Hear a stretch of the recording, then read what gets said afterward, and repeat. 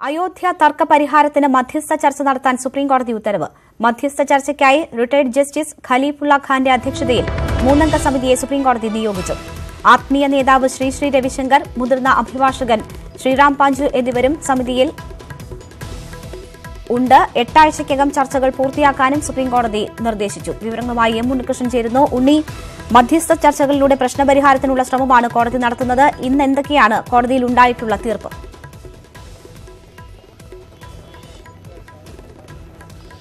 രേണുക, പതിറ്റാണ്ടുകളായി തുടരുന്ന അയോധ്യ ഭൂമി തർക്ക കേസിലാണ് സുപ്രീം കോടതി ഇപ്പോൾ മധ്യസ്ഥ ചർച്ചകൾക്ക് ഉത്തരവിട്ടിരിക്കുന്നത്. മധ്യസ്ഥ ചർച്ചകൾക്ക് ഉത്തരവിടാൻ കോടതി പറഞ്ഞിരിക്കുന്ന കാരണം ഇങ്ങനെ ഒരു കേസ് മധ്യസ്ഥ ചർച്ചയിലൂടെ പരിഹരിക്കുന്നതായിരിക്കും ഉചിതം എന്നുള്ള ഒരു നിലപാടിന്റെ അടിസ്ഥാനത്തിലാണ്. കോടതി അഭിപ്രായം നേരത്തെ തന്നെ പറഞ്ഞതാണ്. അതാണ് ഇന്നത്തെ ഉത്തരവിലേക്ക് എത്തിച്ചിരിക്കുന്നതും. മധ്യസ്ഥ ചർച്ചകൾ 8 ആഴ്ചയ്ക്കുള്ളിൽ പൂർത്തിയാക്കണമെന്നാണ് കോടതി നൽകിയിരിക്കുന്ന നിർദ്ദേശം. 3 മുതിർന്ന അംഗങ്ങളടങ്ങുന്ന മധ്യസ്ഥ സംഘത്തിനാണ് കോടതി രൂപം നൽകിയിരിക്കുന്നത്. സുപ്രീം കോടതിയിൽ നിന്നും വിരമിച്ച മുൻ ജഡ്ജി FMI ഖലീഫുള്ളയാണ് ഈ മധ്യസ്ഥ സംഘത്തിലെ സുപ്രീം കോടതിയിൽ നിന്നുള്ള മുൻ ജഡ്ജ്. ഒപ്പം ആർട്ട് ഓഫ് ലിവിംഗിന്റെ സ്ഥാപകൻ ശ്രീ രവിശങ്കർ, മുതിർന്ന അഭിഭാഷകൻ ശ്രീറാം പഞ്ചു എന്നിവരാണ് ഈ 3-അംഗ സംഘത്തിൽ ഉള്ളത്. ശ്രീറാം പഞ്ചു അദ്ദേഹം നിരവധി മധ്യസ്ഥ തർക്കങ്ങൾ നടത്തിയതാണ്. നാഗാലാൻഡിലെ വളരെ പ്രശസ്തമായ മധ്യസ്ഥ തർക്ക കേസ് പരിഹരിച്ചതാണ്. മുംബൈയിലെ ഒരു പ്രധാനപ്പെട്ട കേസും മധ്യസ്ഥ ചർച്ചകളിലൂടെ തീർപ്പാക്കിയ അഭിഭാഷകനാണ്. ഒപ്പം തന്നെ നിരവധി 500ഓളം കേസുകൾ അദ്ദേഹം മധ്യസ്ഥ ചർച്ചകളിൽ സജീവമായി തന്നെ ഇടപെടുന്നുമുണ്ട്. അദ്ദേഹത്തിന്റെ പേര് കൂടി ഈ പാനലിൽ ഉൾപ്പെട്ടിരിക്കുന്നു. ഇനി കൂടുതൽ അംഗങ്ങളെ പാനലിലേക്ക് ഉൾപ്പെടുത്തണമെങ്കിൽ ഈ 3 അംഗങ്ങൾക്കും യോഗം ചേർന്നുകൊണ്ട് അതിനുള്ള തീരുമാനം എടുക്കുന്നതിന് സുപ്രീം കോടതി അനുമതി നൽകിയിട്ടുണ്ട്. ഒരാഴ്ചക്കുള്ളിൽ ഈ മധ്യസ്ഥ സംഘത്തിന്റെ പ്രവർത്തനം തുടങ്ങണം. ഓഫീസ് ഉണ്ടാവുക അയോധ്യ സ്ഥിതി ചെയ്യുന്ന ഫൈസാബാദിൽ തന്നെയായിരിക്കും. ഫൈസാബാദിൽ ഈ ഓഫീസിന് ആവശ്യമായ സൗകര്യങ്ങൾ നൽകാൻ ഉത്തർപ്രദേശ് സർക്കാരിനെയാണ് സുപ്രീം കോടതി ചുമതലപ്പെടുത്തിയിരിക്കുന്നത്. 4 ആഴ്ചയ്ക്കുള്ളിൽ മധ്യസ്ഥ ചർച്ചയുടെ പുരോഗതി വ്യക്തമാക്കിക്കൊണ്ടുള്ള ആദ്യ റിപ്പോർട്ട് സുപ്രീം കോടതിയിൽ സമർപ്പിക്കണം. 8 ആഴ്ചയ്ക്കുള്ളിൽ ചർച്ചകൾ പൂർത്തിയാക്കുകയും വേണം. ഏതായാലും സുപ്രീം കോടതിയുടെ പൂർണ്ണ മേൽനോട്ടത്തിലായിരിക്കും ഈ ചർച്ചകൾ നടക്കുക. അതുകൊണ്ട് തന്നെ ഇതിലെ വിവരങ്ങൾ റിപ്പോർട്ട് ചെയ്യാൻ പറ്റില്ല. ഇൻ ക്യാമറ പ്രൊസീഡിംഗ്സ് ആയിരിക്കും നടക്കുക. മാധ്യമപ്രവർത്തകർ അടക്കമുള്ളവർക്ക് ഈ സിറ്റിംഗ് നടക്കുന്നിടത്തേക്ക് പ്രവേശനം ഉണ്ടാകില്ല. കൃത്യമായി ആരൊക്കെയാണോ ഇതിൽ പങ്കെടുക്കുന്നത് അവർക്ക് മാത്രമായിരിക്കും പ്രവേശനം ഉണ്ടാവുക. പൂർണ്ണമായും മാധ്യമങ്ങളിൽ നിന്നും അകന്നു നിന്നുകൊണ്ടുള്ള ഒരു പ്രക്രിയ തന്നെയായിരിക്കും ഈ മധ്യസ്ഥ ചർച്ചകളുടെ ഭാഗമായി ഉണ്ടാവുക. മാധ്യമങ്ങൾക്ക് റിപ്പോർട്ട് ചെയ്യുന്നതിന് വിലക്ക് ഏർപ്പെടുത്തിയതിലൂടെ അനാവശ്യമായ പ്രശ്നങ്ങൾ ഉണ്ടാകാതിരിക്കുക എന്നതിനെയാണ് സുപ്രീം കോടതി ലക്ഷ്യമിട്ടിരിക്കുന്നത്. ഏതായാലും വളരെ നിർണായകമായി മാറും ഈ ചർച്ച എന്ന കാര്യത്തിൽ ഉറപ്പാണ്. കാരണം ഹിന്ദു സംഘടനകൾ വ്യത്യസ്തമായ നിലപാടാണ് ഈ ചർച്ചയ്ക്കെതിരെ സ്വീകരിച്ചിട്ടുള്ളത്. ചർച്ചയുടെ ആവശ്യമില്ല എന്ന് അവർ കോടതിയെ അറിയിച്ചതാണ്. എന്നാൽ മുസ്ലിം സംഘടനകൾ മധ്യസ്ഥ ചർച്ചയാകാമെന്ന് പറഞ്ഞു. ഇന്നിപ്പോൾ കോടതി വ്യക്തമാക്കിയത് ഇതുപോലൊരു കേസിൽ മധ്യസ്ഥ ചർച്ചയ്ക്ക് ഉത്തരവിടുന്നതിന് കോടതിക്ക് മുന്നിൽ യാതൊരു തടസ്സങ്ങളുമില്ല. കാരണം കൃത്യമായ നടപടിക്രമങ്ങൾ ഉണ്ട് ഇക്കാര്യത്തിൽ. നടപടിക്രമങ്ങൾ പ്രകാരം മധ്യസ്ഥ ചർച്ച കോടതിയുടെ മേൽനോട്ടത്തിൽ നടത്തി കോടതി അത് അംഗീകരിച്ചുകൊണ്ട് ഒരു ഡിഗ്രി പുറത്തിറക്കുകയാണെങ്കിൽ അത് എല്ലാ കക്ഷികൾക്കും ബാധകമാണ് എന്നതിനെയാണ് സുപ്രീം കോടതി വ്യക്തമാക്കിയിരിക്കുന്നത്. മധ്യസ്ഥ ചർച്ചയിൽ അനുകൂല ഫലം ഉണ്ടാവുകയാണെങ്കിൽ സുപ്രീം കോടതി അത് അംഗീകരിച്ചുകൊണ്ട് ഉത്തരവിറക്കുമെന്നാണ് മനസ്സിലാക്കേണ്ടത്. മറിച്ചാണെങ്കിൽ നിലവിൽ കോടതിയുടെ പരിഗണനയിലുള്ള ഹർജികളിൽ ഭരണഘടനാ ബെഞ്ചിന് മുമ്പാകെ അന്തിമവാദം തുടങ്ങി ജുഡീഷ്യൽ തലത്തിൽ തന്നെ അതിൽ തീർപ്പിലെത്താനായിരിക്കും ശ്രമം. രേണുക, ഉണ്ണി, ഇതിൽ ഹിന്ദു സംഘടനകളാണ് ഈ മധ്യസ്ഥ ശ്രമത്തിന് എതിർപ്പ് ഉന്നയിച്ചിരുന്നത് കൂടുതലായും. നിർമോഹി അഖാഡ ഒഴികെയുള്ള എല്ലാ ഹിന്ദു സംഘടനകളും ഇതിൽ എതിർപ്പ് പ്രകടിപ്പിക്കുകയും ചെയ്തിരുന്നു. ഇപ്പോൾ ഇത്തരം ഒരു ഉത്തരവ് സുപ്രീം കോടതിയുടെ ഭാഗത്തു നിന്നും ഉണ്ടാകുമ്പോൾ ഇവരുടെ നീക്കം എന്താകും? പൂർണ്ണമായും ഈ ഉത്തരവിനൊപ്പം സഹകരിക്കാനാണോ ഇവരും തയ്യാറെടുക്കുന്നത്?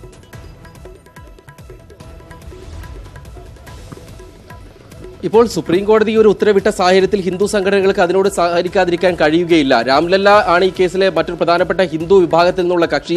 അവർ ഇത് ചർച്ചകളോട് തന്നെ യോജിച്ചിരുന്നില്ല. കഴിഞ്ഞ ദിവസം ഈ കേസിൽ ചർച്ചയെപ്പറ്റി അഭിപ്രായം ആരാഞ്ഞപ്പോൾ തന്നെ അവർ പറഞ്ഞിരുന്നത് രാമന്റെ ജന്മഭൂമിയിൽ അവിടെ രാമക്ഷേത്രം മാത്രമേ നിർമ്മിക്കാൻ കഴിയൂ. തർക്കഭൂമിക്ക് പുറത്ത് എവിടെയെങ്കിലും വേണമെങ്കിൽ പള്ളി നിർമ്മിക്കാം. അതിനാവശ്യമായ സാമ്പത്തിക സഹായം പൊതുജനങ്ങളിൽ നിന്ന് പിരിച്ചു നൽകാൻ തയ്യാറാണെന്നാണ് അവർ അറിയിച്ചിരുന്നത്. പക്ഷേ കോടതി ആ എതിർപ്പുകൾ തള്ളിക്കളഞ്ഞിരിക്കുന്നു. സാധാരണ ഒരു കേസിൽ ഒരു മധ്യസ്ഥ നീക്കം ഉണ്ടാകാറ് എല്ലാ കക്ഷികളും തയ്യാറാവുകയാണെങ്കിൽ മാത്രമാണ്. പക്ഷേ ഇവിടെ അതിന് വിരുദ്ധമായി സുപ്രീം കോടതി തന്നെ തീരുമാനിക്കുകയാണ് മധ്യസ്ഥ ചർച്ചയിലൂടെ ഇത് പരിഹരിക്കാനുള്ള ശ്രമം ഒന്ന് നോക്കാം എന്ന കാര്യം.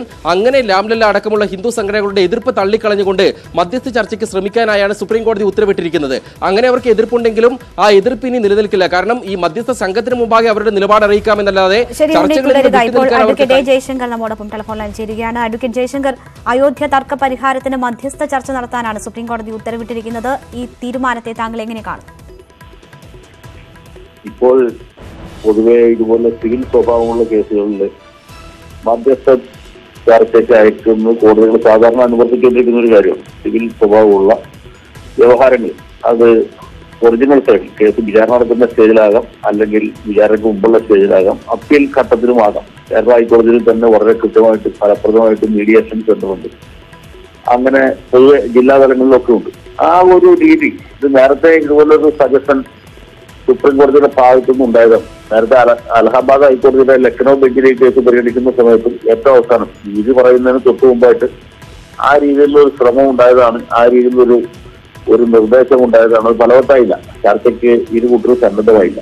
ഇപ്പോഴും അതുപോലെ ഒരു ആഹ്വാനം അല്ലെങ്കിൽ ഒരു നിർദ്ദേശം സുപ്രീം കോടതിയുടെ ഭാഗത്തുനിന്നുണ്ടായിരിക്കണം. തീർച്ചയായിട്ടും സ്വാഗതാർഹമായിട്ടുള്ള കാര്യമാണ്. ഇത് തല്ലിത്തീർക്കണമെന്ന് ആർക്കണം നിർബന്ധം എനിക്കറിയില്ല. ഏതായാലും ഇരു കൂട്ടരും തമ്മിൽ ഒരു അനുരഞ്ജനത്തിന് ശ്രമിക്കുന്നത് നല്ലതാണ്. പക്ഷേ അതിന്റെ ഒരു സാധ്യത എത്രമാത്രമെന്ന് താങ്കൾ കരുതുന്നു? ഈ മധ്യസ്ഥ ശ്രമം നിർദ്ദേശം കോടതി മുന്നോട്ട് വെക്കുമ്പോൾ പോലും ഹിന്ദു സംഘടനകൾ പലതും അതിനെതിരെ രംഗത്ത് വന്നിരുന്നു, എതിരഭിപ്രായമായിരുന്നു അവർക്കുണ്ടായിരുന്നത്. അതുകൊണ്ട് തന്നെ ഇതിന്റെ ഒരു സാധ്യത എത്രമാത്രമെന്ന് താങ്കൾ കരുതുന്നു? ഇതിൽ സാധ്യത കുറവാണ് നമുക്ക് ഒറ്റ എളിവിൽ തന്നെ തോന്നും. അത് സത്യമാണ്. ഹിന്ദു സംഘടനകൾ സംഭവിച്ചാൽ മുസ്ലിം സംഘടനകൾ സംഭവിക്കില്ല. ഇനി ഒരു സംഘടന സംഭവിച്ചാൽ വേറെ 3 സംഘടന സംഭവിക്കില്ല. അതാണ് ഇവിടെ നടന്നുകൊണ്ടിരിക്കുന്നത്. ഓരോരുത്തർക്കും ഇതിന്റെ നേട്ടം എടുക്കണം എന്നുള്ളതാണ്. ആത്യന്തികമായിട്ട് കോടതി വിധി എന്ത് തന്നെയാണ് എന്നുള്ള വേറെ കാര്യമാണ്. ഇതിൽ ഓരോരുത്തരും ഇതിന്റെ രാഷ്ട്രീയമായിട്ടും മറ്റു വിധത്തിലും ഉള്ള നേട്ടം എടുക്കുന്നതിന് വേണ്ടിയിട്ടുള്ള ശ്രമമാണ് നടന്നുകൊണ്ടിരിക്കുന്നത്. അഞ്ചാനത്തെ അവസ്ഥ കൊണ്ട് പ്രത്യേകിച്ച് ഫലം ഉണ്ടാകുന്ന എനിക്ക് തോന്നുന്നു.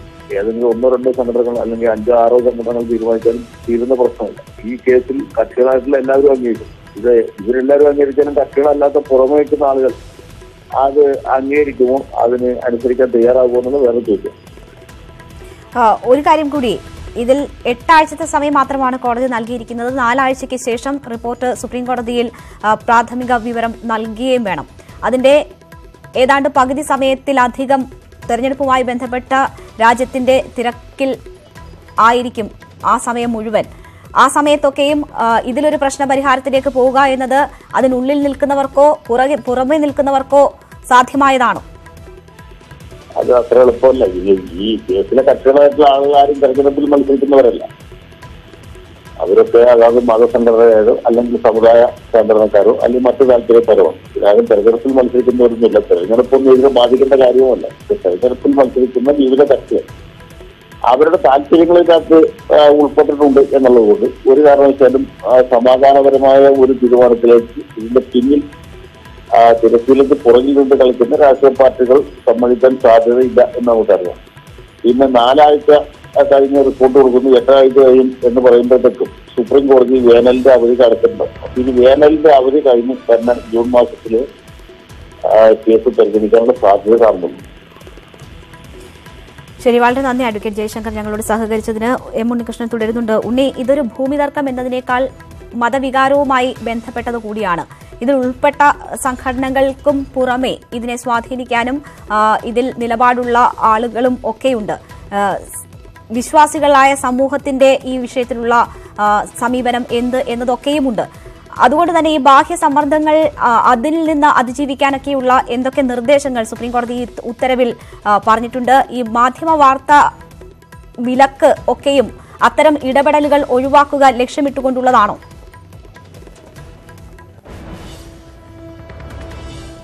തീർച്ചയായും ഇതൊരു വലിയ തർക്ക വിഷയമായി തന്നെ തുടരുകയാണ്. രാഷ്ട്രീയമായ നേട്ടം കൊയ്യാനുള്ള ശ്രമങ്ങൾ നടക്കുന്നു. തിരഞ്ഞെടുപ്പ് കാലമായതുകൊണ്ട് തന്നെ അങ്ങനെ രാഷ്ട്രീയമായ നേട്ടം കൊയ്യാൻ നടന്നാൽ അത് ഉത്തരേന്ത്യയിൽ വലിയ തരത്തിലുള്ള സാമുദായിക പ്രശ്നങ്ങളിലേക്ക് എത്തിയേക്കാം.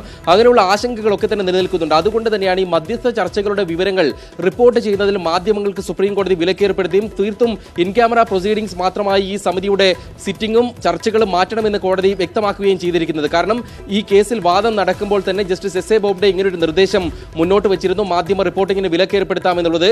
അങ്ങനെ കൃത്യമായി വിലക്കേർപ്പെടുത്താനുള്ള തീരുമാനം ആ ഒരു നിഗമനത്തിന്റെ അടിസ്ഥാനത്തിൽ തന്നെയാണ്. മാധ്യമങ്ങൾ റിപ്പോർട്ട് ചെയ്യുകയും പലതരത്തിലുള്ള അഭിപ്രായ വ്യത്യാസങ്ങൾ മാധ്യമങ്ങളിലൂടെ പുറത്തു വരികയും ഒക്കെ ചെയ്താൽ ഈ ചർച്ചകളെ സ്വാധീനിച്ചേക്കാം, പ്രശ്നങ്ങൾക്ക് ഇടയാക്കുകയും ചെയ്തേക്കാം ചർച്ചകൾക്ക് പുറത്ത്. അതുകൊണ്ട് തന്നെയായിരിക്കണം കോടതി അത്തരത്തിലുള്ള ഒരു കൃത്യമായ മുൻകരുതൽ സ്വീകരിച്ചിട്ടുണ്ടാവുക എന്ന് തന്നെ വേണം മനസ്സിലാക്കാൻ.